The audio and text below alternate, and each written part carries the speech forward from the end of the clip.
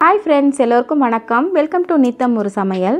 இன்றைக்கி ரொம்ப அருமையான டேஸ்டியான 2 தோசை வெரைட்டிஸ் நம்ம செஞ்சுருக்கோம். ஒன்று ரொம்ப கிறிஸ்பியான சூப்பரான தக்காளி தோசை, இன்னொன்று ரொம்ப ஆரோக்கியமான பச்சைப்பயிர் தோசை. அது ரெண்டையும் எப்படி செய்கிறதுன்னு பார்க்கலாமா?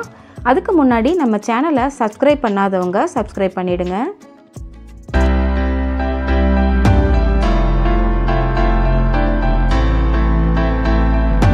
இப்போது இந்த 2 தோசைக்கும் நம்ம முதல்ல ஊற வச்சுக்கலாம். ஒரு ஃபுல் கப் பச்சைப்பயிர் எடுத்திருக்கேன், 1/4 கிலோ இருக்கும். அது கூட 1/4 கப்பு பச்சரிசி நான் சேர்த்துருக்கேன். இது ரெண்டையும் ஒன்றா சேர்த்துட்டு நல்லா ஒரு 2-3 தடவை இதை நல்லா கழுவிக்கலாம்.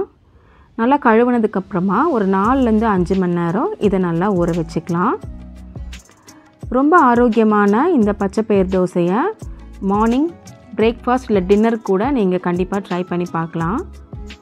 இப்போது தக்காளி தோசைக்கு ஒரு ஃபுல் கப் பச்சரிசியும் அது கூட 1/4 கப் வெள்ளை உளுந்தும் நான் சேர்த்துருக்கேன். இதையும் நல்லா 2-3 தடவை வாஷ் பண்ணிவிட்டு அதே மாதிரி நம்ம ஊற வச்சு எடுத்துக்கலாம். இப்போ இதெல்லாம் நல்லா ஊறிடுச்சு. ஒரு மிக்ஸி ஜாரில் ஊற வச்ச பச்சைப்பயிர் பச்சரிசியும் அது கூட காரத்துக்கு 2 பச்சை மிளகாயும் ஒரு சின்ன துண்டு இஞ்சி 1 ஸ்பூன் சீரகமும் நான் சேர்த்து இதை அரைக்க போகிறேன். இப்போ முதல்ல கொஞ்சம் கோர்ஸாக அரைச்சிட்டு அதுக்கப்புறம் இதுக்கு தேவையான தண்ணி சேர்த்து நல்லா நைஸாக அரைச்சி எடுத்துக்கலாம். இது நான் 2 தடவையாக தான் போட்டு அரைச்சி எடுத்திருக்கேன். இப்போது உங்களுக்கு காரம் அதிகமாக வேணும்னா நீங்கள் இன்னும் 2 பச்சை மிளகா கூட சேர்த்து அரைச்சிக்கலாம். பாருங்கள், இது நல்லா நைஸாக அரைச்சி எடுத்தாச்சு. இது ஒரு பாத்திரத்துக்கு மாற்றிக்கலாம். இப்போது தக்காளி தோசை செய்கிறதுக்கு நான் காஷ்மீரி சில்லி தான் இதில் ஆட் பண்ணியிருக்கேன். 3 வரமிளகாயும் அது கூட ஊற வச்சுருக்கிற பச்சரிசி உளுந்தும் சேர்த்துக்கலாம். 1 ஸ்பூன் சீரகமும் 1/2 ஸ்பூன் பெருங்காயமும் சேர்த்துருக்கேன். ஒரு 3 பழுத்த தக்காளியை இது கூட நான் சேர்த்துருக்கேன். இன்னொரு தடவை ஆட்டும்போது இன்னும் 2 தக்காளியும் சேர்த்து நான் ஆட்டி எடுத்துக்க போகிறேன். இப்போ இதுக்கு தண்ணி சேர்க்காமலே நல்லா அரைச்சி எடுத்துக்கலாம். தக்காளியில் தண்ணி இருக்கிறதுனால நீங்கள் தண்ணி எதுவும் சேர்க்க வேண்டாம். 2 மாவும் நல்லா நைஸாக ஆட்டி எடுத்தாச்சு. இப்போ இதுக்கு தேவையான உப்பு சேர்த்து கலந்துக்கலாம். ஒரு அரை மணி நேரத்துக்கு அப்புறமா நான் இதை தோசையாக ஊற்றிக்க போகிறேன். இன்ஸ்டண்ட்டாக கூட இதை நம்ம செய்யலாம். இப்போ கல் நல்லா காஞ்சிருச்சு. முதல்ல தக்காளி தோசை மாவை அதில் ஊற்றி நல்லா தோசையாக திரட்டிக்கலாம். பாருங்கள் எவ்வளோ தின்னாக சூப்பராக திரட்ட வருதுன்னு. இப்போ இதுக்கு எண்ணெய் வேணாலும் சேர்த்துக்கலாம், இல்லை உங்களுக்கு நெய் பிடிக்குன்னாலும் நீங்கள் அதை சேர்த்துக்கலாம்.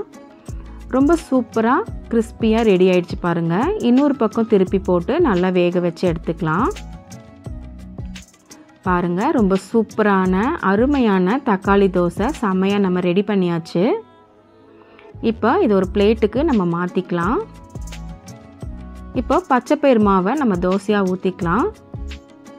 அதுவும் ரொம்ப சாஃப்டாக சூப்பராக டேஸ்டியாக இருக்குங்க. இப்போ இதுக்கும் நம்ம மேலே எண்ணெய் சேர்த்துக்கலாம். இப்போது இன்னொரு பக்கம் திருப்பி போட்டு நல்லா குக் பண்ணி எடுத்துக்கலாம். பாருங்கள், ரொம்ப சூப்பரான ஹெல்த்தியான பச்சைப்பயிர் தோசையும் சூப்பராக ரெடி ஆகிடுச்சு. இப்போ இந்த 2 தோசையும் நம்ம சர்வ் பண்ணிடலாம். இதுக்கு ஒரு சிம்பிளான தேங்காய் சட்னியும் தக்காளி சட்னியும் நான் ரெடி பண்ணியிருக்கேன். உங்களுக்கு எந்த மாதிரி பிடிக்குமோ நீங்கள் அந்த மாதிரி சட்னி வெரைட்டிஸ் ரெடி பண்ணி இதை சர்வ் பண்ணுங்கள். ரொம்ப சூப்பரான தக்காளி தோசையும் பச்சைப்பயிர் தோசையும் கண்டிப்பாக நீங்கள் ட்ரை பண்ணி பார்த்துட்டு உங்கள் கமெண்ட்ஸை சொல்லுங்கள். இந்த வீடியோ உங்களுக்கு பிடிச்சிருந்ததுன்னா லைக் பண்ணுங்கள், ஷேர் பண்ணுங்கள், சப்ஸ்கிரைப் பண்ணுங்கள். Happy cooking!